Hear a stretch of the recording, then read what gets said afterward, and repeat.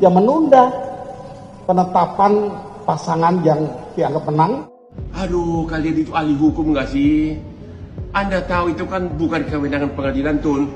Dorang mau gugat lagi ke PT UN soal kemenangan Prabowo Gibran itu. Menunjukkan bahwa demi kekuasaan Partai Banteng rela mempertontonkan dorang punya kemaluan. Semua kami kerjakan dengan tanpa melupakan dan ingin mengingatkan pada semua bahwa pada sidang MK kemarin bahkan beta bisa bilang bahwa kalau ada lomba orang paling munafik di muka bumi, maka Abah Anies akan juara.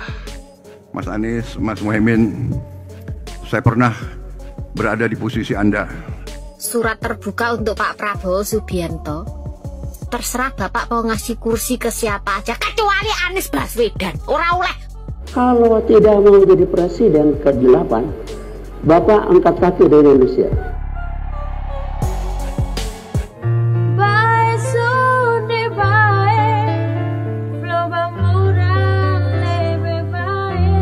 Secara resmi, KPU telah menetapkan Prabowo Gibran sebagai calon presiden dan wakil presiden terpilih usai MK menolak gugatan Capres 01 dan 03 pada 22 April kemarin. Namun, penetapan Prabowo Gibran sebagai presiden dan wakil presiden terpilih ditentang oleh sebagian kalangan. Salah satunya Partai PD Perjuangan, yang mana melalui kuasa hukumnya PDP meminta agar KPU menunda penetapan Prabowo Gibran sebagai presiden dan wakil presiden terpilih disebabkan karena PDP masih mengajukan gugatan sengketa Pilpres di Pengadilan Tata Usaha Negara. KPU harus bisa menyadari, KPU harus tertib hukum. Hukum itu bisa berdaulat di negara ini, yang menunda penetapan pasangan yang dianggap menang, yang sudah final and binding, ya tidak begitu utuh. Karena masih ada persoalan baru yang dipersoalkan di pengadilan lainnya, yaitu Pengadilan Tata Usaha Negara, yang akan menyidangkan apakah ada pelanggaran, apakah ada pembiaran. Itu kira-kira. Menurut beta, sikap Partai Banteng yang tidak puas dengan putusan KPU hingga putusan MK sehingga dorang mau gugat lagi ke PT UN soal kemenangan Prabowo Gibran itu menunjukkan bahwa demi kekuasaan Partai Banteng rela mempertontonkan dorang punya kemaluan. Kenapa beta bilang begitu? Karena demi kekuasaan, Partai Banteng rela menghalalkan segala cara seperti merampas hak demokrasi rakyat Indonesia yang telah memilih Prabowo Gibran. Demi kekuasaan, Partai Banteng rela mengintervensi MK menggunakan amicus curiae. Dan sekarang demi kekuasaan, Partai Banteng rela tidak menghormati MK padahal MK adalah tempat atau lembaga peradilan terakhir. Sehingga dorang mau gugat lagi ke PT UN soal kemenangan Prabowo Gibran. Itulah sifat asli dari Partai Banteng. Sifat aslinya rakus akan kekuasaan. Rakus akan kekuasaan itu sudah pernah dorang tunjukkan di zaman Pak Gus Dur. Dan sekarang dorang mau hidupkan lagi di zaman Pak Jokowi dan Pak Prabowo. Jadi bos saudara jangan heran kalau Pak Jokowi dan Pak Prabowo itu sering disebut Neo Orde Baru oleh para Banteng dan buzzernya. Kenapa bisa begitu? Karena narasi Neo Orde Baru yang ditujukan pada Pak Jokowi dan Pak Prabowo itu untuk menipu rakyat agar rakyat tidak bisa melihat bahwa yang sesungguhnya Neo Orde Baru itu adalah Partai Banteng. Halo tim hukum 01 atau tim hukum partai politik di belakangnya. Katanya Anda akan mengajukan gugatan ke Pengadilan Tata Usaha Negara atas kemenangan 02. Aduh, kalian itu ahli hukum nggak sih? Anda tahu itu kan bukan kewenangan pengadilan, Tun. Oke, nggak usah khawatir. 02 akan bisa memenangkan perkara tersebut hanya dengan 4 halaman. Yang pertama, 02 mengajukan permohonan intervensi ke pengadilan, Tun, agar diizinkan ikut sebagai pihak. Nanti perkaranya akan menjadi pertarungan segitiga, yaitu penggugat, KPU tergugat, dan juga 02 sebagai pemohon intervensi. Sesudah dikabulkan masuk, kemudian segera 02 mengajukan eksepsi absolut, yaitu menyatakan bahwa ini objek perkara bukan kewenangan pengadilan, Tun, tapi kewenangan dari MK dan juga Bawaslu. Dan apabila ada eksepsi absolut, pengadilan Tun harus memutus berwenang atau tidak. Dan secara absolut 1000% saya yakin pengadilan tun tidak berwenang mengadili objek perkara. Oke? Jadi hanya dengan 4 halaman, gugatan di tun dari Anda akan KO. Percayalah sama saya. Meskipun ditentang oleh PDIP untuk menunda penetapan Prabowo Gibran sebagai presiden dan wakil presiden terpilih, KPU tetap menjalankan tugasnya mengingat putusan MK merupakan putusan yang final dan mengikat. Sehingga secara resmi KPU memutuskan Prabowo Gibran adalah presiden dan wakil presiden terpilih periode 2024-2029. Setelah putusan Mahkamah Konstitusi dibacakan, sebagaimana tadi sore kita saksikan secara langsung, maka KPU paling lambat 3 hari sudah harus menetapkan pasangan calon presiden dan wakil presiden terpilih. Dan berdasarkan hasil rapat pleno KPU RI, KPU memilih tanggal 24 April 2024 dan rencananya rapat pleno penetapan pasangan calon presiden dan wakil presiden terpilih itu akan dilaksanakan pada jam 10 pagi hari Rabu.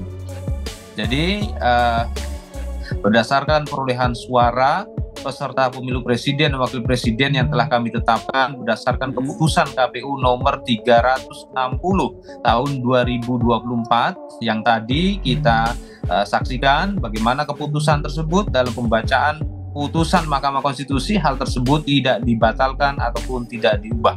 Ya, jadi terima kasih kita hari ini datang ke KPU sebagai bagian dari proses yang kita jalankan bersama, ya, proses pemilihan presiden, dan kita sudah ikuti semua prosesnya. Hari ini kita menerima ketetapan dari KPU dan selanjutnya kita akan mulai bekerja keras mempersiapkan diri.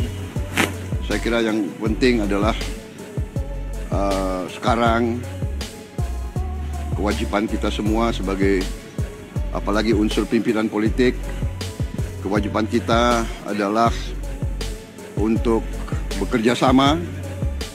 Rakyat berharap dan menuntut semua pimpinan politik untuk bekerja sama, bekerja untuk rakyat.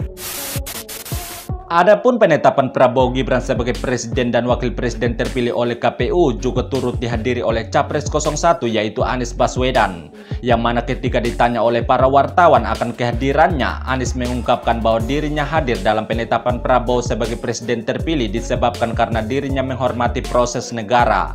Namun dirinya juga tak melupakan apa yang terjadi ketika sidang MK kemarin.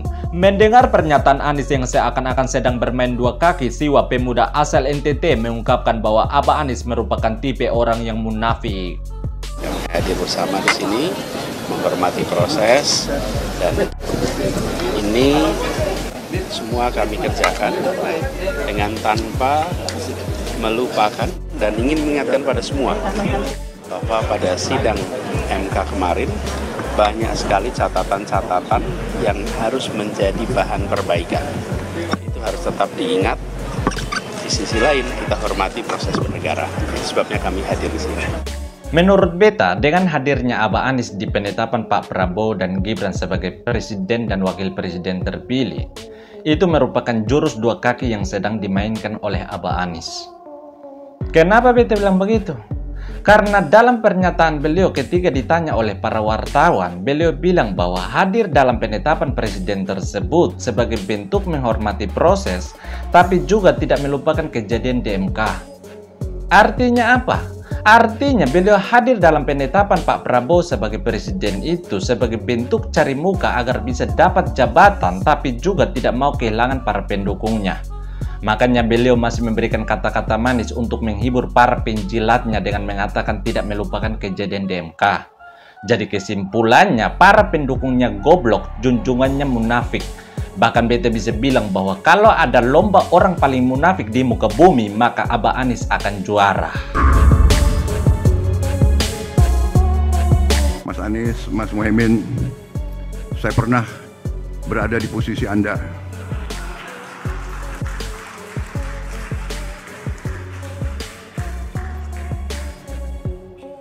Saya tahu senyuman Anda berat sekali itu.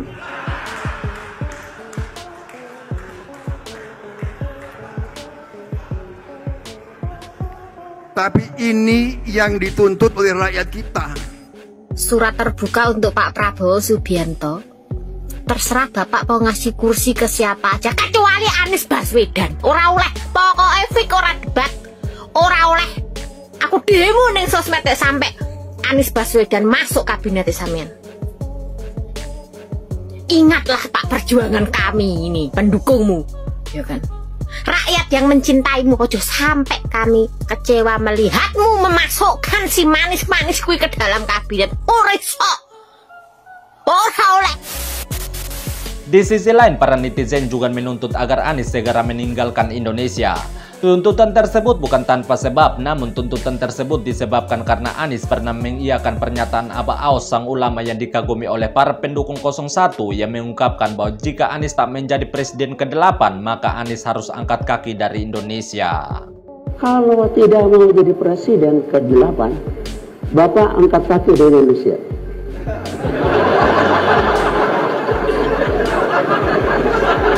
Siap? Siap, presiden tadi? Bukan dari neraka, dari sorga tugasnya.